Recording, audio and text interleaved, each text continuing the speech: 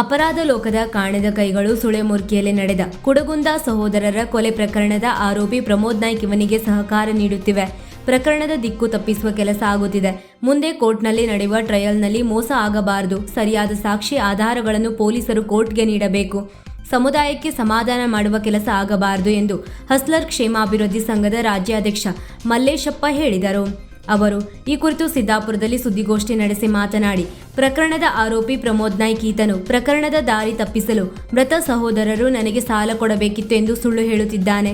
ಡ್ರಿಂಕ್ಸ್ನಲ್ಲಿ ಕ್ರಿಮಿನಾಶಕ ಬೆರೆಸಿ ಕುಡಿಸಿದ್ದೇನೆ ಎಂದು ಹೇಳುತ್ತಾನೆ. ಆದರೆ ಕ್ರಿಮಿನಾಶಕವನ್ನು ಬೇರೆ ವಸ್ತುವಿಗೆ ಬೆರೆಸಿದಾಗ ವಿಪರೀತವಾದ ವಾಸನೆ ಬರುತ್ತದೆ, ಕುಡಿಯಲು ಸಾಧ್ಯವಿಲ್ಲ. ಹಾಗಾಗಿ ಈತನು ಬೇರೆ ರೀತಿಯಾಗಿ ಸಾಯಿಸಿ ಅಲ್ಲಿಂದ ತಂದು ಸುಟ್ಟು ಹಾಕಿದ್ದಾನೆ ಎನ್ನುವ ಅನುಮಾನಗಳು ನಮಗಿದೆ. ಕೊಲೆ ಆಗುವ 1 ತಿಂಗಳ ಹಿಂದೆ ಸಹೋದರ ಇದ್ದ ವಾಹನಕ್ಕೆ ಬೆಂಕಿ ಹಾಕಿ ಸುಡಲು ಪ್ರಯತ್ನಿಸಿದ್ದನು. ಆದರೆ ಅದು ವಿಫಲವಾಗಿ ಇಬ್ಬರು ಪ್ರಾಣಾಪಾಯದಿಂದ ಪಾರಾಗಿದ್ದರು. ಆರೋಪಿ ಪ್ರಮೋದನು ಕದ್ದ 1 ಕೋಟಿ ಹಣ ಅವನ ಕೈಗೆ ಸಿಗಲಿಲ್ಲ.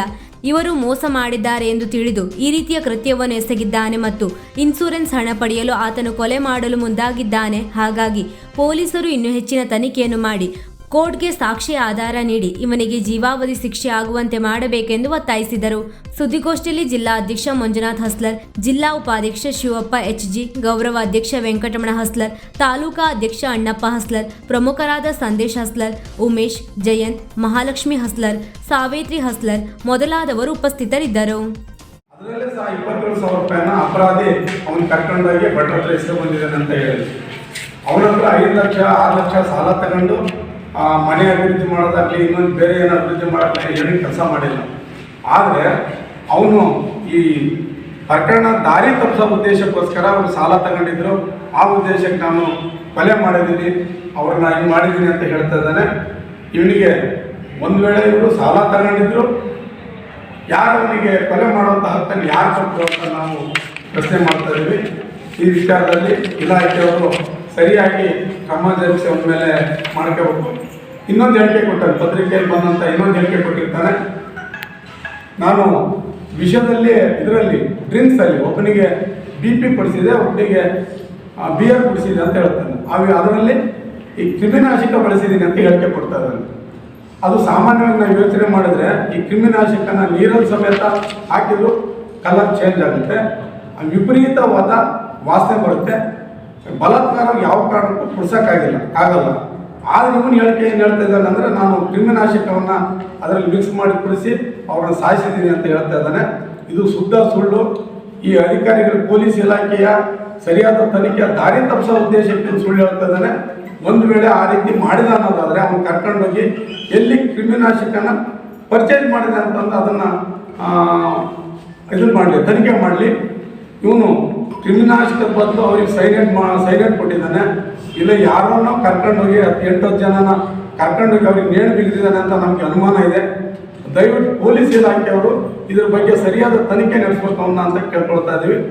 ಇವನು ಕ್ರಿಮಿನಲ್ ಹಿನ್ನೆಲೆಯಿಂದ ಬಂದಿರೋದ್ರಿಂದ ಸಾಕಷ್ಟು ಬಾರಿ ಇವನು ಈ ಸಿದ್ದಾಪುರ ಸುತ್ತಮುತ್ತ ಕೊಲೆಗಳಂತ ಮಾರಣಾಂತಿಕ ಹಲ್ಲೆಗಳನ್ನು ಮಾಡಿದ್ದಾನೆ. ಇಲ್ಲಿವರೆಗೂ ಬಯಲಿಗೆ ಬಂದಿಲ್ಲ.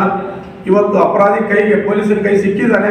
ದಯವಿಟ್ಟು ಇದ್ರ ಬಗ್ಗೆ ಎನ್ಕ್ವೈರಿ ಮಾಡ್ಬೇಕಂತ ನಾವು ಪೊಲೀಸ್ ಇಲಾಖೆಯನ್ನು ಆಗ್ರಹ ಮಾಡ್ತಾ ಇದ್ದೀವಿ.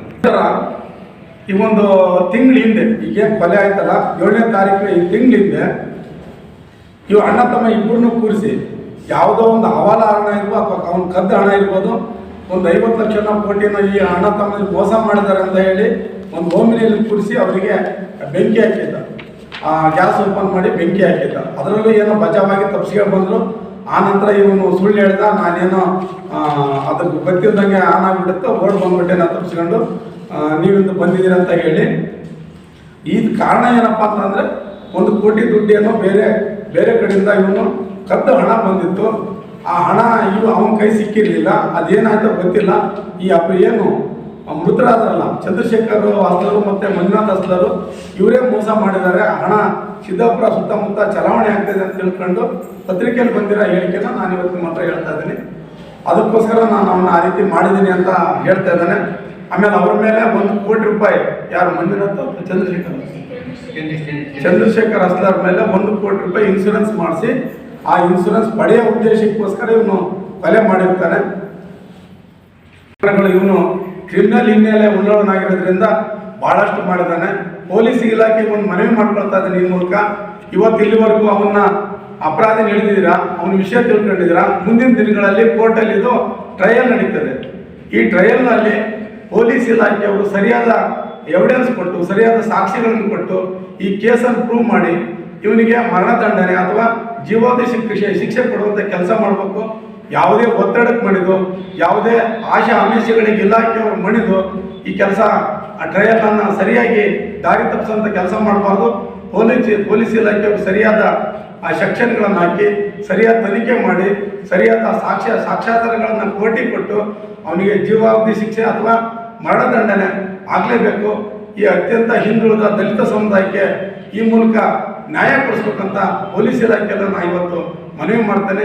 ಸಾಲ ಮಾಡಿದ್ದೇ ಆಗಿದ್ರೆ ನಾವೆಲ್ಲರೂ ಕಷ್ಟಪಟ್ಟು ಇನ್ನೊಂದು ಕಡೆ ಸಾಲ ಮಾಡಿ ಇನ್ನೊಂದು ಮಾಡಿ ಏನೋ ಸಾಲ ತೀರಿಸ್ತೀವಿ ಅನ್ನೋ ಮಾಹಿತಿ ಕೊಟ್ಟರು ಸರ್.